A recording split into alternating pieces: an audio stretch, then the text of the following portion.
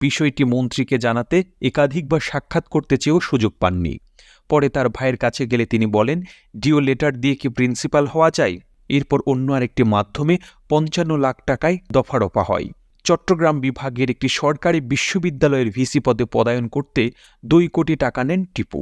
নিয়োগের জন্য প্রধানমন্ত্রীর কার্যালয় থেকে সুপারিশ আসার পর টিপু অন্য একজনের মাধ্যমে জানান, ভিসি হওয়ার জন্য ২ কোটি টাকা দিতে রাজি আছেন কয়েকজন, তদবির করে লাভ নেই। আপনার অধীনে একটি নিয়োগ দিয়েই তো এই টাকা উঠানো সম্ভব, এমন পরামর্শ দিলে শেষ পর্যন্ত ওই ভিসি টাকা দিতে রাজি হন। সরকারি বিশ্ববিদ্যালয়ের মধ্যে শুধু ডাবি, রাবি, চবি, জাহাঙ্গীরনগর বাদে সব বিশ্ববিদ্যালয়ের ভিসি নিয়োগে কম বেশি আর্থিক লেনদেন হয়েছে। শেষ সময়ে ২ কোটি দাও ভিসি হও, এমন একটি কথা ছড়িয়ে পড়ে। এরপর দেশের পাবলিক বিশ্ববিদ্যালয়গুলোতে নিয়োগ বাণিজ্যে মেতে ওঠেন ভিসিরা। ইউজিসির সরকারি বিশ্ববিদ্যালয় শাখার একজন কর্মকর্তা